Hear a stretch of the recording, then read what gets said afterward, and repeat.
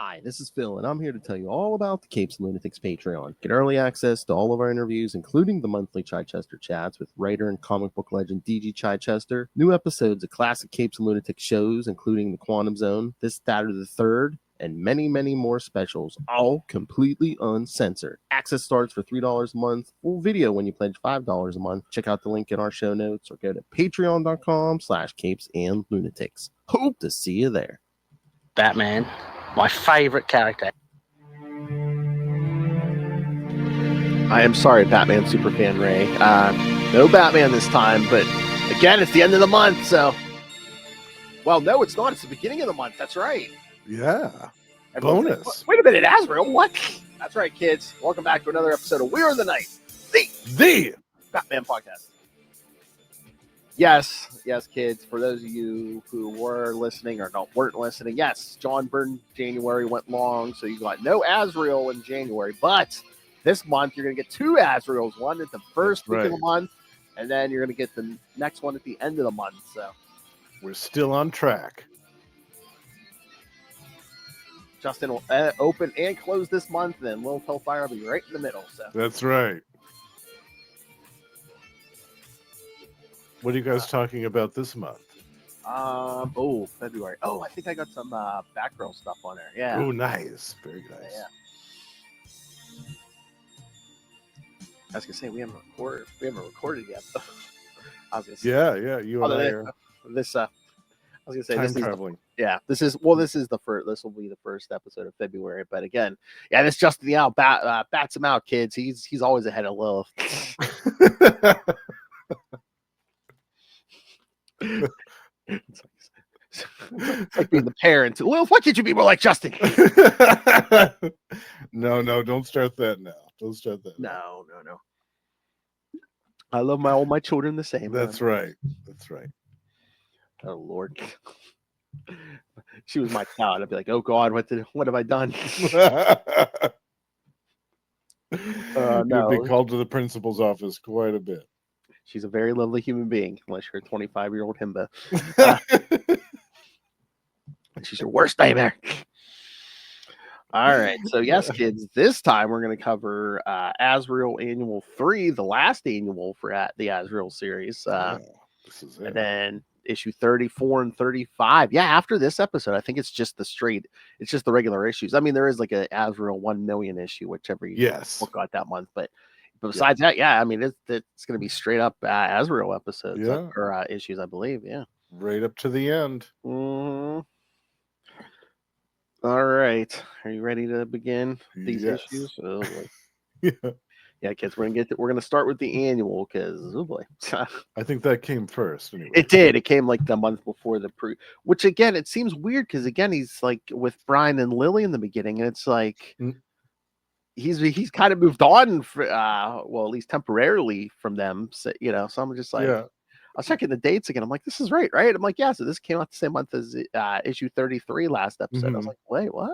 Yeah, I know. It's so strange. Yeah. Where's Glinda? It's like I said, I can't remember if we even see her anymore. Oh, after this, yeah. After the last episode, the witch. I don't know if we see her anymore. I don't know. Can't remember. Well, there's a bunch of the issues following this I haven't read, so we'll find out. All right, kids, Azrael Annual 3, and I can't wait for after this for Justin's thoughts because this was his first reading of this. Yes. Actually, all of these issues tonight was my first. Oh, really? One. Oh, wow. Yeah, all of them. Oh, yeah. I love these covers. This was the Paul Pierce year, kids. This cover is magnificent. Yeah, we got a lot of painted covers and stuff or stuff like that. This for these. Right, still freeze. All right. Yes. All right. So Azrael Annual number 3 from September 1997. The Vampire Bat. Yes. And no kids. It's not you know who. It's just a coincidence. But yes, it's not you know who. Batman. Yeah. My favorite character. They're not related. Of course, writer Dennis. It says Dennis O'Neill. Dennis Esquire. Yes, because the story is so serious. Penciler Jim Aparo. Yeah. Love it. I know. Inker James Hodgkins, colorist Demetrius Bazukis, and letterer Ken Brzezinnik. Sister Lily has Azrael and Brian track down a bat statue that once belonged to the Order of Saint Dumbass. It's been a while since I could say that. In San Francisco, Jean-Paul meets with Mr. Rail to try and buy it, but he refuses to sell. Jean-Paul goes back as Azrael to steal it, only to fall into a pit while fighting Rail's security. Rail threatens him with an experimental security laser that can cut through steel. Rail's speech is cut off when Catwoman sneaks up on him and takes him out and his security.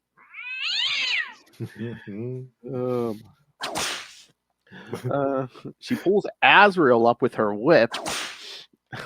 Catwoman takes Azrael back to his hotel and patches him up. Oh, Lord. Oh. Uh-oh. Oh, my Lord. Make sure he's unconscious first. You're the knight.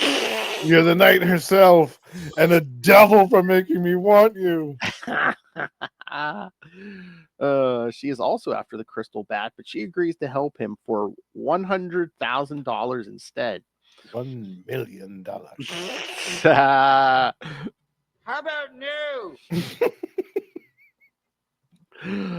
Catwoman goes back to Rail's mansion as Serena Riley.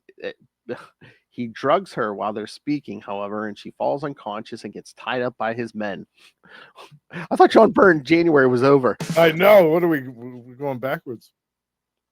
Azrael's woken from his nap by one of Rail's men, who stole the bat himself and hoped to sell. Others followed him, however, and he is shot dead. Rail calls Azrael, offering to exchange the bat for Catwoman. They meet at Golden Gate Park. Rail and his men ambush Azrael, but he's able to fight them off and throws the crystal bat into the path of the laser. Rail is devastated at the statue's destruction while Azrael unties Catwoman. Really? I thought he would have left her tied up. Yeah. All right. So yeah, kids. Unfortunately, this isn't on the app, and I don't think this has ever been in any collect. I don't think the series has been collected. No. So you might have to find the floppy for this, kids. No. I'm anticipating at some point, because they're doing the new DC's Finest line where they're collecting runs and things. Yeah. I'm anticipating seeing some Azrael stuff at some point show up there. Yeah. In which case, we'll see the annuals reprinted there, but I still think that that's a few years off at least. Yeah, because I don't think they did any of the Pulp Heroes annuals on the app. So. Yeah, really? Oh. I'm trying to remember. Yeah, I don't think that. Yeah, I think that's the whole reason they're not on there, because I don't think they did any of the annuals from this year on the app. Again, with DC and Marvel, I think there's a weird I don't know if it's hard tracking down 90s issues to the hard copies, you mean? Yeah. I guess, yeah. Or at least good. It's weird to me that they wouldn't have just one of everything on hand. Yeah, you would think. Do you know what I mean? Of everything that they've ever published in some warehouse. It just seems strange to me that the publisher themselves wouldn't have a copy of their own material. Yeah, that's weird. I guess maybe people just didn't think of it. I guess. I mean, granted, they have published thousands, probably close to millions of comic books in the last almost 100 years, but still, it seems weird to me that you wouldn't have a hard copy of your own stuff. Speaking of hard copy, I mean, look at the struggle for him to concentrate. Look at that. I know. Yeah, how's he keeping it together? Yeah, I love that cover. That cover is gorgeous. Oh my god! But yes, that synopsis did no justice to this issue, because it glossed over a lot of stuff, certainly, didn't it? Well, especially from the beginning when Jean-Paul's reading those old detective novels. So the whole time you could see even in his thoughts, just all of a sudden he's just talking like an old detective novel. Yeah, you can almost hear the Humphrey Bogart dialogue playing, and with the sleazy jazz music in the background. Totally. Yeah. What detracted from my enjoyment of this story was the villain. I thought, oh my god, this is the best we've got for this story. Seriously, like Yes. I was hoping to see like some. I didn't want to see like Roz or the Riddler or the Scarecrow or somebody. I was hoping that Denny was going to go back and like dig up one of these obscure weirdo villains from like the Silver Age that Oh yeah. would have appeared maybe just once or twice or three times or whatever, and was forgotten about, and then put them in a story like this where it would make sense for somebody like that to appear. Yeah, I'm trying to remember the annuals from this year. From what I can remember, most, if not all of them, had like I think like one and done villains. So that might, Really, yeah, yeah, but yeah, yeah. But this Mr. Rail is so weird with his like yeah. addiction to chocolate His milk. addiction to chocolate milk, his penchant for saying, what was it? He was saying, "By my eye," or what? All this stuff, like constantly repeating himself with the dialogue, the just wearing the turban and so I couldn't get into this guy I at know, all. I know. With the turban, I was like, oh, are we doing like a Middle Eastern villain? Yeah, what is Are the we deal with this dude? I know. I was just like, are we going that stereotypical route? Okay. Yeah, he's the eccentric rich guy who can afford to buy a laser and drink chocolate milk that he takes great pains to tell Selena is made from chocolate from imported from the finest Swiss Alps and milk that is produced from the most joyous of cows. And I'm thinking, oh my God, Denny, what are you doing with this villain? This is bad. These bovines don't mew.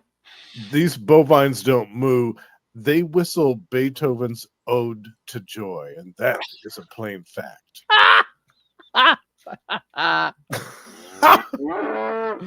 Now, if this had been another book, like let's say this had appeared in the question when Denny was Yeah, writing that, yeah. I would have eaten that up with a fork and spoon. I would have thought it was great because that fits for the question.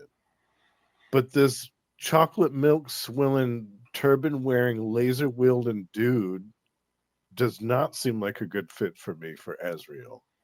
Yeah, it almost seems like he dumped Jean Paul into a question story. Yeah, now that you mention it, yeah. Yeah. Yeah, it's really just that what saved it for me though was the art. Like Yes. this Yeah. art is Aro. Yeah, oh, fantastic. yeah. So for me, I don't even care if the villain's stupid.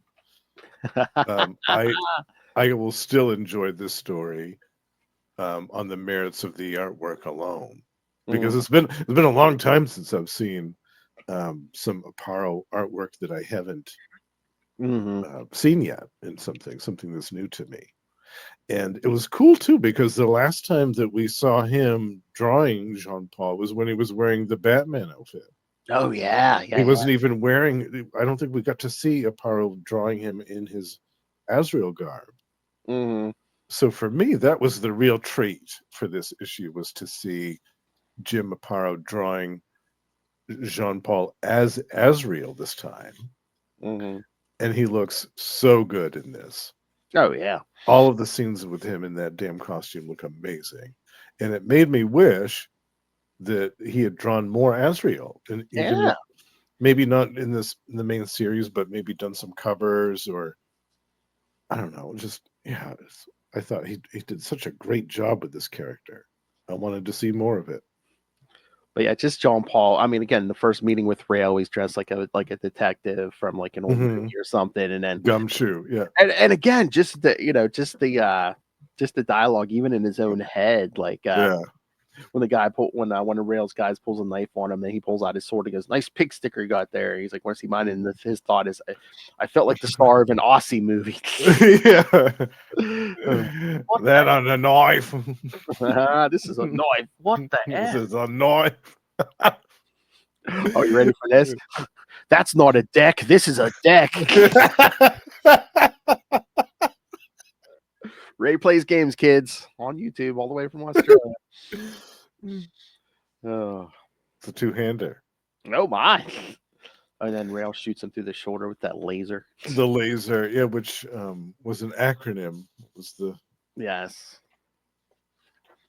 I'll have to find the He yeah. went Well, to great lengths to describe what this was. I It know. was For anyone who light doesn't know what's- amplification by the stimulated emission of radiation. for those of you I who don't love know, this weapon, and that's the truth. Puts a gleam in my eye. Oh God, Denny.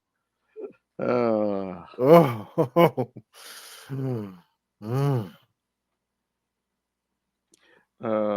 Puts a gleam in my eye. He said that about 20 times during the course of this story.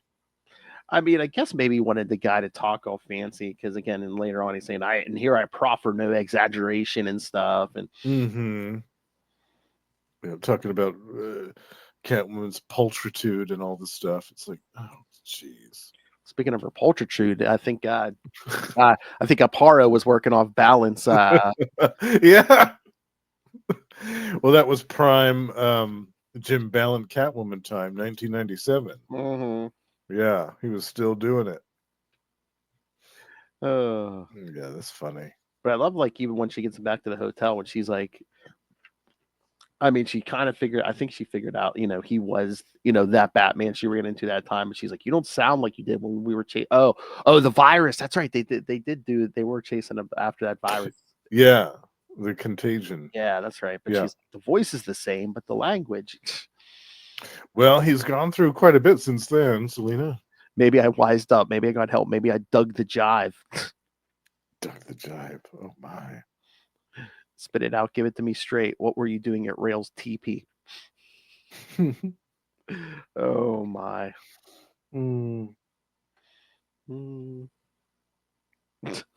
Since when are you in the good deeds? Those drapes you're wearing don't look like a Girl Scout uniform to me. Oh, Betty. Oh, my.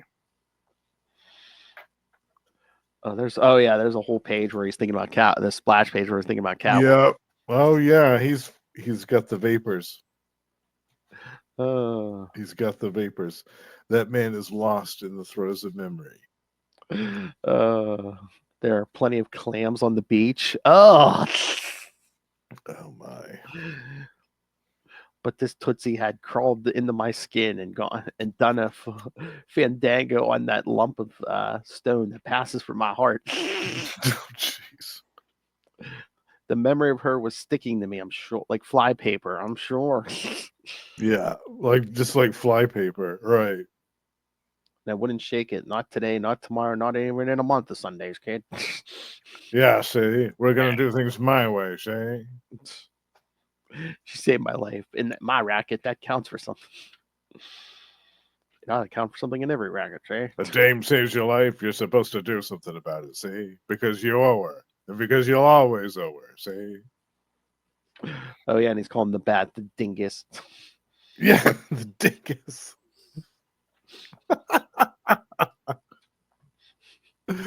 That was pretty random, right? Dingus. I never shake the memory of that dame. Those eyes, those hips, those Ballant flotation devices, kid. That whip. Oh my. Yeah, you know he's into that.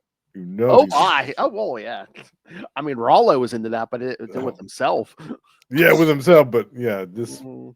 Yeah, Jean Paul likes. Oh, please! Isn't it? Are we still dealing with Virgin Boy? I mean, he's up for anything. Yeah. Oh yeah, that's what I mean. He's ready. Selena probably could be like, I'm going to cut your head off. Okay, as long as we do. Okay. As long as we do it first. We'll make a snuff film. All right. Oh my.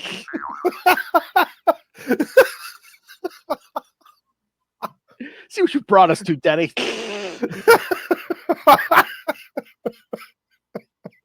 Oh my. Yeah, like we said, yeah, then Rail captures Catwoman, who went in disguise in a blonde wig. Yeah.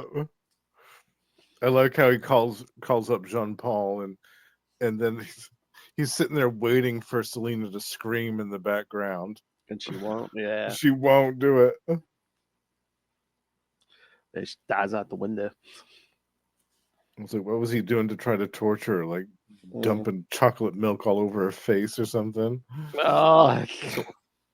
Yes. You love it. Yeah. Well, at least it was chocolate milk. Right. Yeah. R. Kelly wasn't around. Oh!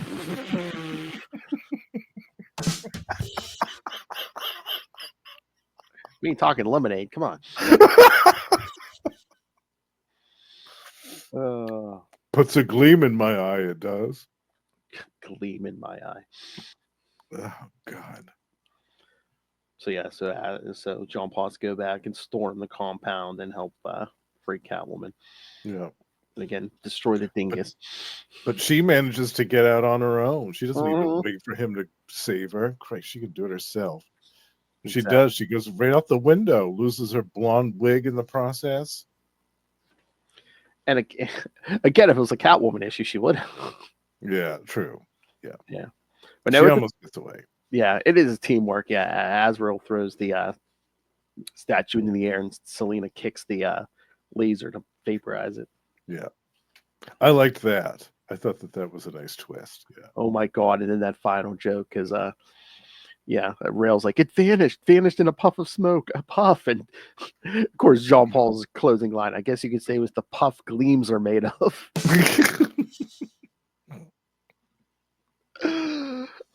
That's why they're beating you over the head with that gleam. That's why he beat us over the head with a gleam line, so he can use it at the end. And it's the puff gleams are made of. So that was the lead up. That was the lead up. He's waiting to pay that off. All that is. All right. So, first time. What did you think? I enjoyed it. For the most part, I enjoyed it. For the merits, mostly of the artwork. Yeah. It's weird that I would say that about a Denny O'Neil story where the artwork saved it for me. But in this case, that is the truth. I really enjoyed Jim Apparo's artwork on this tremendously. And it was cool to see his artwork with the inks of James Hodgkins. Yeah. And with the colors of Demetrius from the actual Azrael title. Mm. It kind of gave a whole new dimension to Jim Apparo's artwork. There were some panels where it didn't really look like his art. It looked like almost kind of like Tom Mandrake from the Spectre. Oh, yeah. Do you know what I mean? Like it had that same kind of feel to it. It was really cool. Yeah, I really enjoyed that. But I mean, I think it added to the actual, the dark detective story. The pulp Yeah. feel to the story. It was more textured like that. Yeah. I can't deal with that villain. That villain is such a waste of time.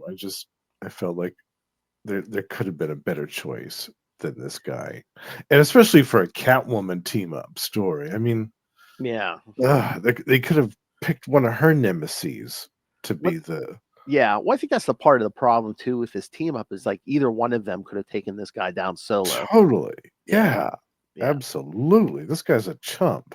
Mm-hmm. He's an absolute loser, and just if that to me, it felt like this was kind of a wasted team up for them to fight that guy. But again, the artwork saved it. I could read this again just on the merits of the artwork alone. Mm-hmm. Yeah, it's a great visual feast, and that cover is fantastic. Oh yeah. No, I really enjoyed this. There was lots of eye rolls that happened in reading this, and it was all from the villain. Like nothing like the corny kind of gumshoe detective dialogue from Jean Paul that didn't bug me. The whole fantasizing about Selena and stuff that didn't bug me either. It was all this villain and his cornball dialogue with the chocolate milk and the puts a gleam in my eye and all this other crap. I was just like, oh my god, stop it, Denny. Oh, the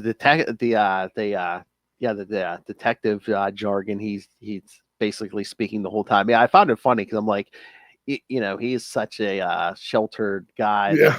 I'm like, it's something a kid would do. Oh, I'm reading all these detective novels. I'm going to speak like a detective. Yes, exactly. And that's what I found charming about it.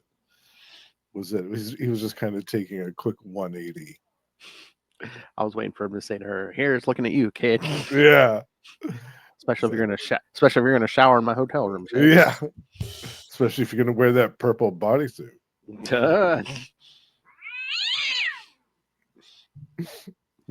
I wish I was catnip to a dame like that. See?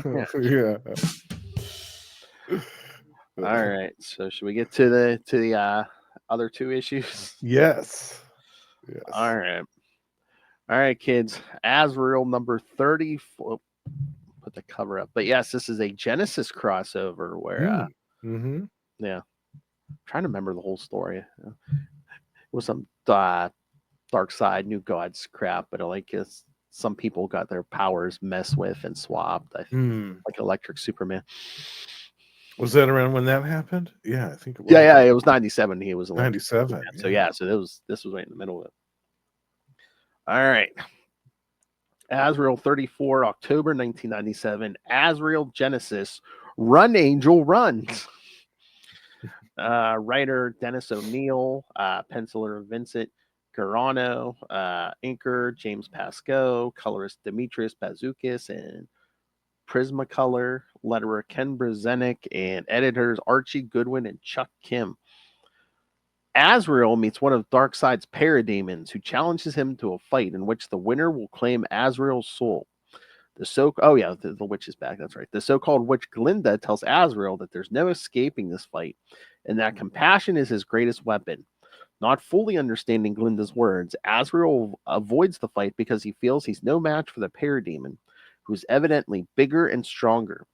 After avoiding the parademon a few times, Azrael hitches a ride on a train to Gotham, where he meets a boy named Willie Ronton and decides to help him find his father. With the help of Oracle, Azrael finds Willie's father. However, the parademon catches up to him and challenges him to a duel. From a distance, Azrael can hear how Willie's father rejects his son, leaving Willie heartbroken. Azrael stops the fight and comforts Willie, telling him they will find a home for him after he's finished with the parademon. However, the parademon senses Azrael's compassion as a trait of a weak soul, so he goes away to find a better warrior. With the parademon gone, Azrael remembers Glinda's words. Compassion is always the greatest weapon. After learning his lesson, Azrael takes Willie to find a new home. Aww. All right. So, thoughts on this one? This is a weird one, ain't it? I know. And again, just like I think we talked about last time, I'm like, shouldn't the his training have taken over and and made him fight the parademon? I'm like, yes. This last episode and this one, all of a sudden Azrael's like looking to like get out of fights and run from men. I'm like, when did this happen? And like think his way out of the problem and find some creative solution to it. Yeah, it's really different. Mm-hmm. And this behavior of the parademon is downright strange as well. Yeah, because usually they're like talking about mindless, like yeah. Talking about how I'm going to fight you for your soul and all this stuff, and just this kind of cat and mouse game that they're playing across the city, where he appears on the train and then disappears and comes back and messes with him some more. It was really bizarre. Mm-hmm. At first, when I saw the cover and I thought, and I saw what it was going to be about, I thought to myself, well, I can see this being like there's just this random parademons dropped into this section of the city and just sees Jean Paul and goes after him, and the whole issue is just this elongated hunt sequence where the parademons hunting him through the city streets. I didn't think it was going to be this whole weird game that they were playing where they're challenging. He was challenging him to a game where if he won, he got his soul and stuff. It's very strange. Again, it's so weird. Again, except for the stuff with the kid, I don't think Azrael came across good in this issue because it's just like he runs from the parademon and he's like, "Oh, I'm headed towards Gotham. I might as well keep going." He's like, "I've done what I can. I've done what I came to do. Stop the vampire and the werewolf and all that." He's like, I'm like, what if he's like slaughtering people back in the city? Yeah, you can't just leave this monster from another world. Yeah. Rampaging around in the city where there's innocent people, there's innocent kids, there's this old woman. And also, like, it seems to me almost like Jenny had written the story with the kid first. And then they were like, well, Genesis is happening, so you're going to have to find some way to tie it in with that. And it almost feels like he stitched the parademon stuff on afterwards. Oh, maybe. And again, yeah, he just came up with him running for the train and stuff. Or it's Hmm. way to, yeah, that's so weird. That's what it feels like to me. Because this is my first time reading this one too, and Hmm. after I read it, that's what it felt like to me with the resolution with the kid at the end. I thought, well, that to me feels like the story that he was intending to tell with this issue, and the stuff with the parademon is completely ancillary. Like, there's no reason that, like, you could have taken all that stuff out, and Hmm. it wouldn't have impacted anything in the main narrative.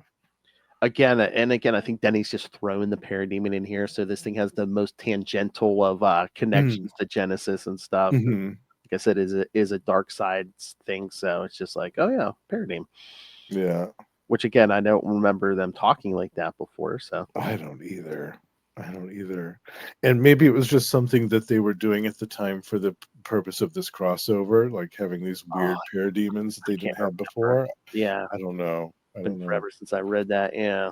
Yeah, I didn't even know about this crossover, to be honest with you. Yeah. It really wasn't that. I think it was a weekly. The main miniseries was like a weekly thing, and it was only like 4 issues, so it was like Oh. basically like a month. So yeah. Oh, okay. It was over and done with before it even happened. Hmm. But yeah, Again, a highlight was the artwork, though. I yes, love the artwork in this. Like that seems to be the running theme here, is that it's saved by the art.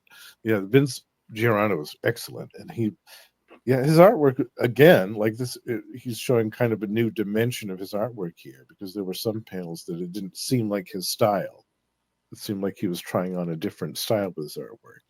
yeah. But I I did like really his like stuff. that. Like he did like a lot of Batman stuff too. Yeah, I Hmm. I do like his art. Yeah. But again, I'm just confused. I'm like, why isn't the system taking over and making Jean Paul fight the again? Like I keep saying, it seems like Denny the Azrael, the whole thing with the system keeps evolving, but we get like no Hmm. explanation why. Like in this issue, it almost seems like Jean Paul has the skills, but it's always Jean Paul. The system never takes Yes. over. Yeah, Yeah. Exactly. And again, there's, like you said, there's no exposition to elaborate further upon that development. because if you had told me if I didn't know who wrote this and someone said it was a villain writer, I'd almost believe it. Mm-hmm. So I'm like, oh, it's someone who hasn't wrote Azrael before, maybe doesn't understand Right. the character, but no, it's Denny. I'm almost like, Yeah, really? it does feel like a fill-in issue. I mean, look at Azrael's appearances from Sword of Azrael, even like the first couple issues of this series. This doesn't seem like the Hmm. same guy. Yeah, I mean, at least the Azrael part, Jean Paul does, but not Azrael. right. Yeah, the behavior is very different. Yeah, I kind of feel like that's what happened. Like, that he had written this story initially, the script, to be about the kid Yeah. and that whole story, and have probably have some more stuff with the old woman as well. Mm. But then they were like, well, Genesis, so put Parademon or something in there, and so he had to rewrite it. That's what it feels like to me. That Yeah, this yeah. was a rewrite. But that poor kid, man, he's just, I know. Yeah. he's saying, because John Paul's like, "Wait, you're on this train alone?" And he's like, "Well, when the factory closed down, my daddy left to work in Gotham City. I was with my mom, only she left with an uncle. She said he was my uncle. Now I'm going to look for my daddy." So Yikes. kid was basically abandoned twice, and then Yeah. then he tries to find the father. The father, I guess, with the new girlfriend, or I don't know if she's a girlfriend or a prostitute. He's just like, Yeah, hard to say. I know. Yeah, it's Gotham, so it could be anything. Because he tells Willie, he's like, I got a new life now. There ain't no room for a Yeah. leftover. And here's $5. Go get yourself Here's $5. go get yourself Yeah. an ice Oh cream cone and keep man. going. I'm like, oh damn. Yeah. And this parademon prepared to be smitten, varlet. I just thought, oh God, Denny. Oh. I know, and I'm like a parademon of all people. Okay. Yeah, it's so bizarre. It's bonkers. Ho- Hola Saras, be ready to conclude our melee. I'm like, really? A parademon? Yeah, and then in the next page, you're crying under that mask, ain't you? Crying like a puke face old woman. Like, he's switching his dialogue and his mannerisms and his accents every Well, panel. It's yeah. so bonkers. Well, I think the parademon said he was like trying to learn like the language and stuff, but I'm Yeah, just but like, well, where's he learning it from? yeah. And then he just takes off. He just leaves at the end. That's it. Wait, it's like, I'm gonna go find a real man. That's it. He just takes off. He just leaves. I just thought, oh God, this is I know. this is bonkers. And again, it's like this guy was trained to be an assassin. He has that whole system in his head, and I don't think he throws one. Does he even throw one punch? Oh, I mean, throw one punch have in this issue. A little bit of like a back and forth, I think, at the very beginning, but yeah, I wanted to see like a knockdown, drag out fight between these two. Yeah, like on the cover there. Look at like it on the cover. Yeah, that's what I was expecting to see. Like that cover is great. I want to see that. Do you imagine like that's talk about bragging rights? Azrael, like this dude that filled in for Batman, bragging that being able to tell people that he took down a parademon from Apocalypse. Like that'd be amazing. I mean, it's not like you're having them take down Darkseid or anything, or exactly like a whole platoon of parademons. Yeah, one parademon. Yeah, one dude. I mean, that's still bragging rights. And I don't know if Denny was trying to get across the lesson of violence doesn't solve anything, and there's always a different. I'm like, this ain't the book for that. Yeah, this ain't the book for that, and you can't argue that lesson with anybody from Apocalypse. No, they don't have a sense of morals like that. That's bullshit. They won't listen to that. No, they won't listen to that. It's Darkseid. He doesn't care about the yin and yang conversation. He's not interested in hearing that. They're born into and live in hell. Yeah, no, you're not gonna. Yeah. Oh my. Yeah, it's weird. Yeah, this is a weird one. We got a lot of weird ones. We've had a lot of weird ones this month. It must have been something in the water in 1997 at the office there. Oh yeah, man! Again, some type of LSD or acid or something. This is Electric Superman time. Oh yeah. Everyone loves cocaine. They're tripping balls. They're tripping balls in 1997 at DC. Smoked a doobie. Oh. All right, you ready for the last one? Yes, another guest appearance. That's right. All right, so put the cover up. Yeah, I love this cover. I like it too, but I think we could have gotten I don't know, better shot of Hitman. I think. Yeah. Just can see it doesn't really look like him, does it? Yeah.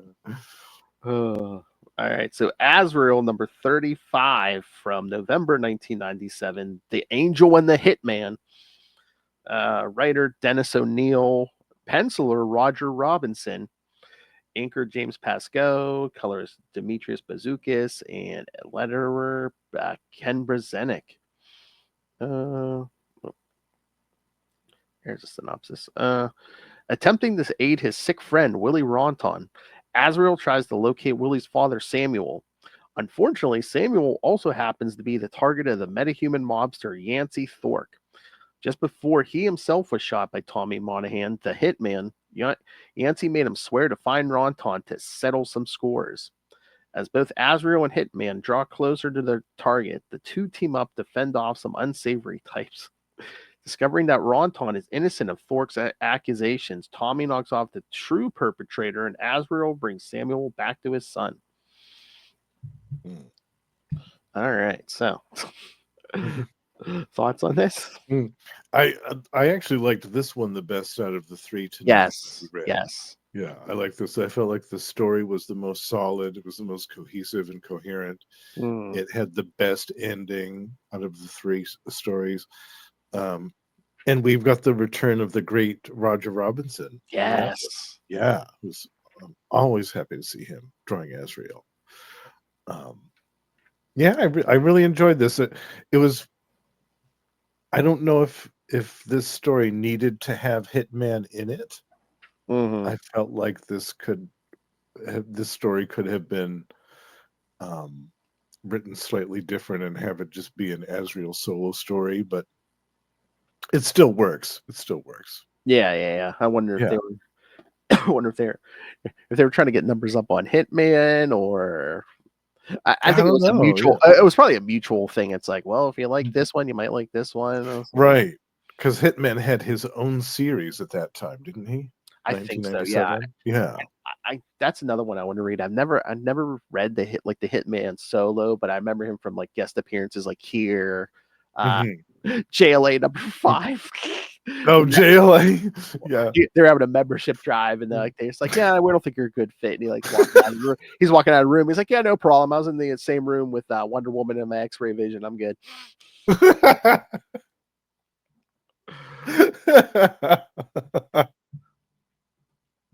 Uh, Oh, I love it. I'm like, really? They would give him like a like a job interview. I'm just like, he's basically Frank Castle with X-ray vision and telepathy. I'm like, okay, Yeah, yeah, you know how many you know how many people this guy's killed? Okay, we're gonna on the same team as Superman. Okay, yeah. And they don't have a strict no kill policy on the Justice League, but still, I think Superman might have a problem with it. And again, I mean, as much as he'll torture a guy, I mean, Batman at this point's against no that's true. kill anyone Yeah, with yeah, guns. that's true. Yeah, he's not a fan of having guns around. Mm-hmm. Yeah. So I don't know if this mobster guy showed up. Like I said, I didn't read any Hitman solo stuff, so I don't know. Yeah, me either. Me either.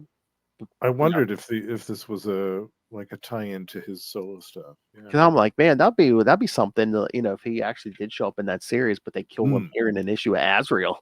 Yeah, I know. Yeah, maybe yeah, he was like a minor character over there that they finished over here. He's basically a this mobster is basically a merman.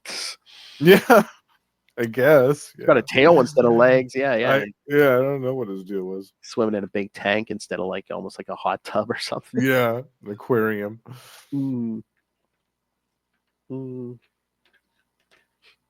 Yancey's offspring, born normal, and normal wuss. Yeah, I want to read some. I need to read some Hitman. I want to see, Denny got the tone and stuff, and yeah. I and wonder how many issues that went for. I'm kind of trying to remember. I thought it was on the app. And again, this isn't a Denny thing. This is probably like the team from his regular book. But it's so funny. Hitman doesn't drive. Oh yeah, yeah. He's driving on the cover. Oh yeah, I mean we'll see him driving later. But yeah, he doesn't have a license. Yeah. It's just so funny. This contract killer, and he doesn't have a driver's license. Yeah. Wow, that series went for 60 issues. 60? Hitman, yeah. Wow. Yeah. 1996 to 2001. Wow. And it had an annual. Holy cow. Man, it must have been popular. I mean, again, it started in 96. So yeah, I mean, we're still and Garth Ennis too. Oh yeah. Yeah, Garth Ennis. Yeah. Oh yeah, it looks like it's all on the app. So nice. Oh, they just released an omnibus of it. Oh yeah, you could probably fit the whole series in an omnibus, right? Yeah. Oh boy. Yeah, lots of appearances by people in the DC. Oh, of course, Batman's on the first cover. Kyle Rayner. Oh god. Kyle Rayner. Catwoman's in an issue. Oh my god. I think Garth Ennis wrote the whole thing, I think. Oh, issue 17, Etrigan. Oh, right. That's right. Well, that was his first appearance, was a Demon Annual. Oh, yeah, that's right. He was one of the New Blood. And, it was a Demon Annual. I think in 92 or 3. Something like that. Oh, cool. Oh, Lord. Superman's on the cover of 34. No. The Electric Superman? No, regular Superman. Oh, all right. What year was that? Oh yeah, it was the December of 98. Yeah, he was back to normal. Yeah. Okay, yeah. Yeah, Garth Ennis wrote all these. Wow. Yeah, I'm trying to. There all the annuals here. I was gonna say, it looks like all the regular issues are here at least. All 60. Another one too I was thinking about sometime that would be great to cover would be that Starman series from the 90s. Yes. Did you ever read that? I've read some of the issues. I've never read the complete series, but Oh yeah, that's gold. That's Yeah. solid gold. Yeah, I know that'd be a people. good one to cover someday. Yeah. Oh yeah, I've read a bunch of them in back issues, but I can never Mm. find the whole things. But yeah, Mhm.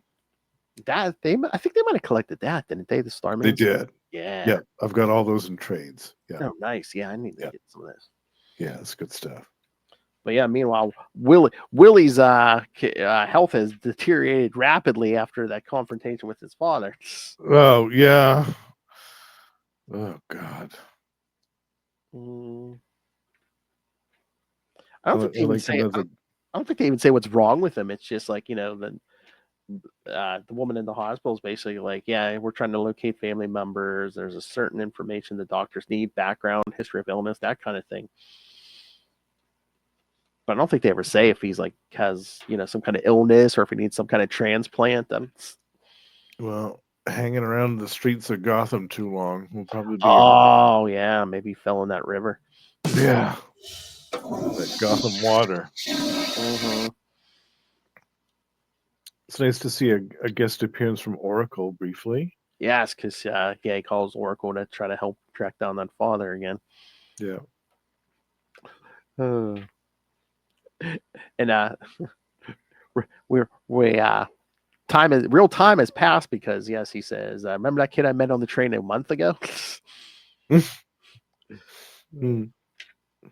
Man, so a lot happened in a month to that poor kid. I know. He went south fast. And in that time, the father's made it all the way from Gotham to the middle of the Mojave Desert. Yeah. And again, yeah, it almost seems like at the end of that call, Oracle's almost flirting with him again. But yes, we'll put that all to rest by No Man's Land. So Yeah. Mhm. Unless someone just smacked Denny in the head and be like, "No, she's getting with it. We're getting with Nightwing. Shut up."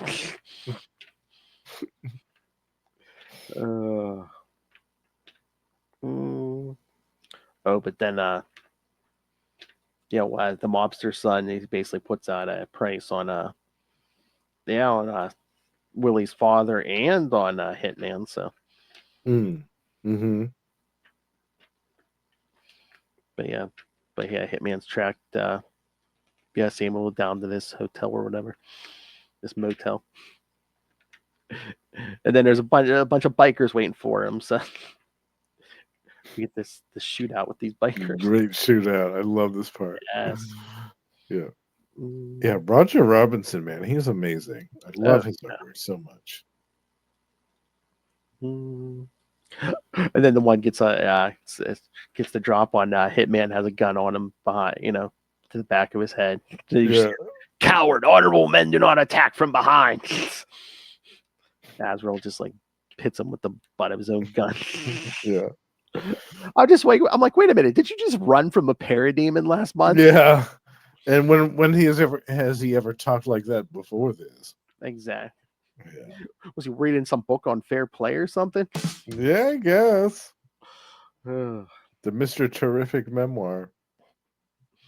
I don't recognize his suit. Hitman says, "Are you from around here?" No, I'm Azrael.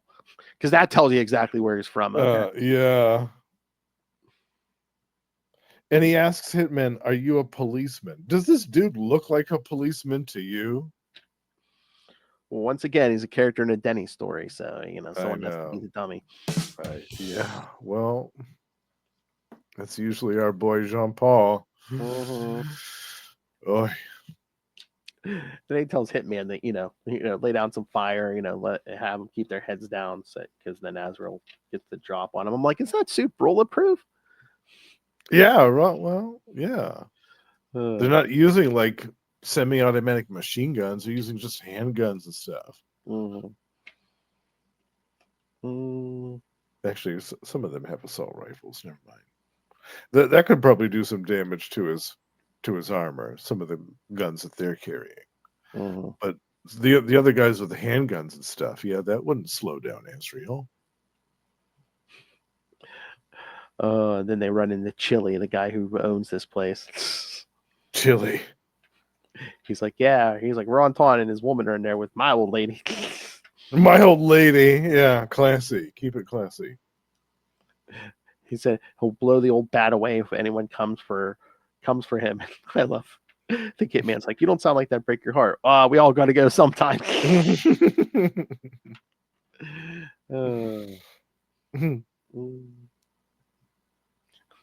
I love, Hitman looks in his head, Azrael's head. He's like, it's a mess in there. He's he about half thinks he's an angel with a bulletproof vest. Yeah.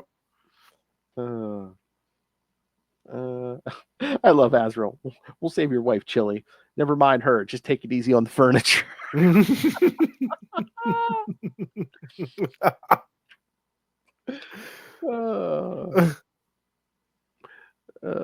So yeah. Yeah. So yeah, Samuel and his woman are in there thinking about running, and they're like, yeah, we'll take this old bag of bones as insurance. And she's like, Yeah.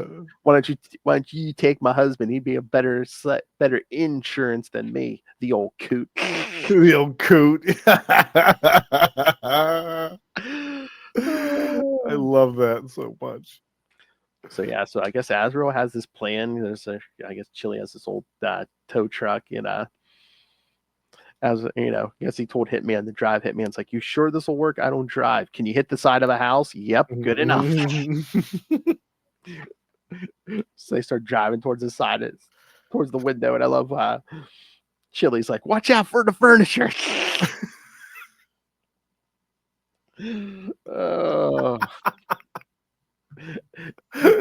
All right, ready? Chili's like, can we get this done? I gotta get back to cranking me hall.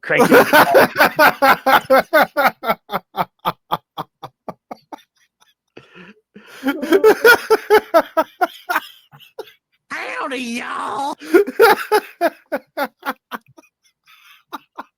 I lift around the rim of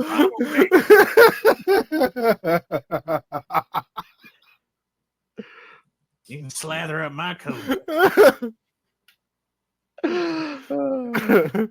I'd let Burt Reynolds my ass. Nom, nom. So yeah, so they start driving towards the side of it, and then Azrael just comes bursting in with those flaming swords. Yeah. I love that part. Yeah, kicks Willie's father down, and then knocks the gun out of the woman's hand. You don't need this. When I told you shouldn't ought to wreck the furniture, I didn't mean you ought to wreck the dang roof instead. Yeah, he shoots him. But yeah, Hitman says, so yeah, he's taking Samuel, but then to slow down Azrael, he shoots him in the head. He's like, he does have that bulletproof. He's like, if he's lucky, it'll only knock him out, but if he's got high quality bulletproofing, kind of just creased his skull. Exactly. Yeah. But yeah, so yeah, Hitman tells Samuel that he's there because he stole the money from that mobster, and then basically.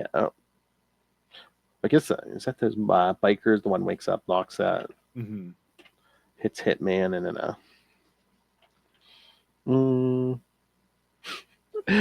it's like the guy in the suit didn't kill you, me and Azrael. Nah, I take it back. Yeah. I hope he got his bulletproofing out of a gum machine.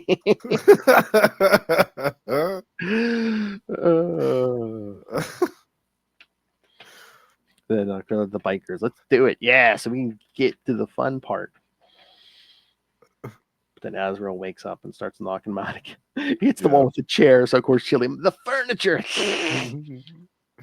Kicks that one dude in the face. Oh, dang. But yeah, Hitman says, yeah, I always keep my promises, even though low lives like Yancey 4. But yeah, we see him shoot, but he shot the woman with Samuel. He's like, I can read minds. I read hers. She lifted Thork's funds. Samuel didn't even know she had them, the poor loser. Oops. And Hitman looks at Azrael. He's like, you got a problem with this? He's like, no. He's like, you're no concern of mine. Ronton is. Yeah. So yeah, Azrael leaves with Samuel, and then throw some cash to Chili. Buy yourself some new stuff. Get something for the wife too. Maybe a nice cactus to go with her personality.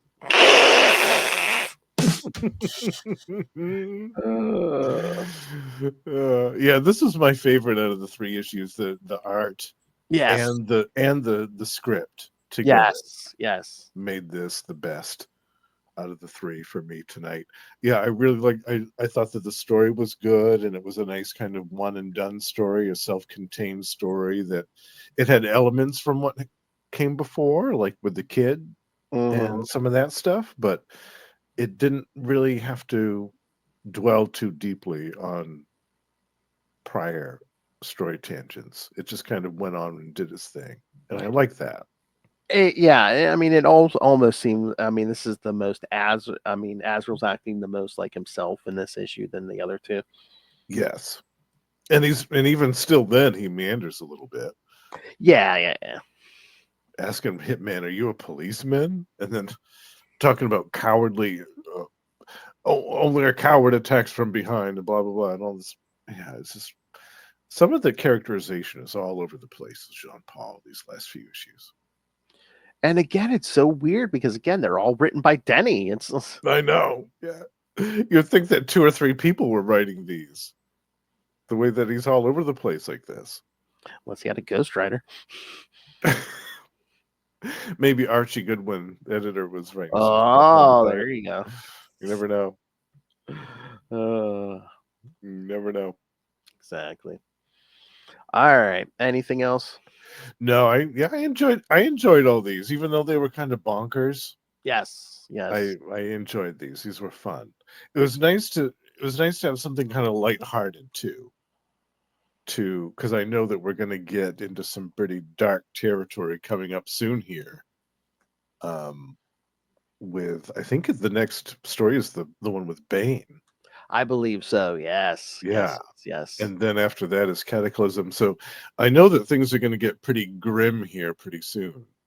So hmm it's nice to have a few stories that are a little bit, I wouldn't say lighter, but they're not quite as heavy. And then I think it's around issue 50. He gets his first new suit.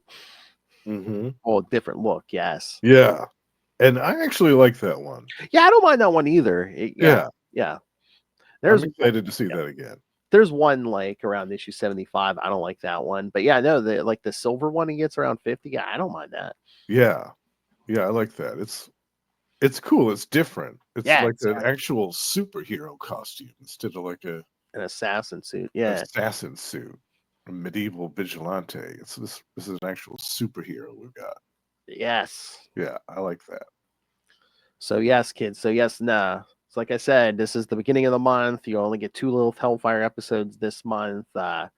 Next week it'll be Batman Confidential 17 through 21. It's like Batgirl. I think Catwoman might be in there too. Story. Oh, Yeah. nice. And then the week after it'll be Batman Batgirl from 1997. They did like these bunch of one shots in 97, like around Oh yeah, goes I remember around those. the Batman and Robin movie. Yeah, so they put out like Yes. a Batgirl one, they put out a Bane one. There was like a Hmm. Poison Poison Ivy Ivy. one, which I think Yeah. I covered that one. Yeah. Oh, cool. Okay. And So then you're doing the Batgirl one? yeah, then we're doing the Batgirl one and also the Batgirl special #1 from 1988, which was kind of Oh, I'm trying to remember if it was after the the, fact or not, but I think it was like her last adventure before it Killing was. Joke. Yeah. Yes. Yeah. Yeah, that was a big deal because that was, yeah. I think the Killing Joke was like the next year. Yeah. It might have Yeah, been that was just a one shot, wasn't it? That was yeah. special. Yeah. Yeah. Yeah. And then, of course, then it'll be the end of the month again, and Justin will be back. And yes, we will cover Azrael 36 through 39, which I believe, yes, is the Bane story. Mm-hmm. It'll be their first rematch since I think Batman 500. Yeah. Mhm. And another one that I haven't read. This group of issues coming up here are brand new to me. Oh, you never read the Bane one? No. Oh, nice. Yes. So yeah, kids, send us your thoughts. Yeah, some killer stuff coming up here. Yeah, I'm excited. All right. So yes, and send us And your I think thoughts. I'll be back with you and Lilith too in another month or two. Oh, I think there's some Catwoman. Well, let me open the schedule back up. But yeah, I think we might be doing I think it was another Meow May, but Oh, right. That's in May. Yes. Okay. Yes, another Meow May. Yeah. Because remember, I put that showcase the first Yes. 4 Yeah, issues yeah. you suggested. Yeah, and then there's Yeah. yeah. Nice. Yeah. Have you read those showcase issues with Catwoman? No, I haven't. So Nice. yeah, That's a Doug Mensch story, and I think you guys are really going to enjoy it. oh yeah, and you said Mensch. I was like, yeah, man. Yeah. Yeah. All right. So yeah, I love Mensch's like Batman stuff. All the Gotham stuff, and then he wrote some. Didn't he write somebody else too? He wrote some Catwoman for a while. Yeah. Yeah. I mean, but I know who he wrote. It's Egyptian Batman. Oh yeah, him too. Yeah. Egyptian Batman. Yeah. Over at Marvel. Yeah. Yeah. White Batman. Yeah. Yeah. So much so, I think what was the guy's name? There was a villain in the original series. Was something strange, and then Nimrod Strange. Nimrod Strange, and I swear he like goofed up and called him Hugo did. Strange. He did, and it got into the print. It made it past the editor, and it's in there. Oh, I remember reading that. I was like, oh, I'm sure Ray loved that. Yeah. I think he and I talked about that issue, and we mentioned that. Oh, I think so, because I think I remember. Yeah. I think you guys did an episode on that. Yeah, that's right. Yeah, we did. Yeah, it was so funny. Back in the day when I only knew Justin through this sexy voice on Into the Night. That's right. Yes, back in the day. That was the only place you could find me for a while. Really knew, all of us only knew each other through like Isla Roz and stuff. Yeah. All right, kids. So yes, send us your thoughts. Email us CapesandLunatics@gmail.com or call the voicemail 614-382-2737. That's 614-38-CAPES. And remember, you can find all things Capes Lunatic. Well, no. You can find the merch at T Public and Spring websites. You can also rain random money on us through the Cash App link. Because again, scarier than any parademon is Lilith Hellfire. So, so make it rain. Make it rain. And again, the new website. Catch pretty much every episode, almost everything at CapesLunatics.wordpress.com. And again, if you're watching on YouTube, it's on the screen. If not, it's in all the show notes. And of course, you can always subscribe to our Patreon. Again, you get exclusive, uncensored content every month. And of course, if you're a paying patron like Justin the Owl here, right. You can suggest topics for us to discuss. Because again, we talk a lot of comics, but you can suggest anything pretty much. Yes. Join me in the Patreon Elite. You get all the perks, all the good stuff, and access to the treasure trove that is the worst superhero movie brackets. And I'm trying to convince them to do a best superhero movie brackets, which aren't Marvel or DC. Yes. And maybe we'll see that come sometime later this year. Yeah, I don't know about a full year, but yeah, I'll try to put something together on that. Yeah, I don't think there's enough to make it for a whole year. You could do like probably 2 or 3 episodes, I'd imagine. But yes, that worst superhero movie brackets, man. Oh Lord. And again, kids, if you get access to that worst superhero movie brackets where you get one of the Capes and Lunatics members topless. So that's right. And we're not going to tell you who. You have to find out all on your own. That's right. All right. So you can subscribe to the Patreon, patreon.com/Capes&Lunatics. More vicious and brutal than ever. All right. Now for this Justin the Owl, you can catch him. Well, you can catch him here at least once a month on We Are the Night. the podcast. And again, this is a special month. You'll catch him twice this month. So. Yeah. And again, we can find him also here on Capes and Lunatics Sidekicks from time to time on Electric Mullet, the Superman podcast.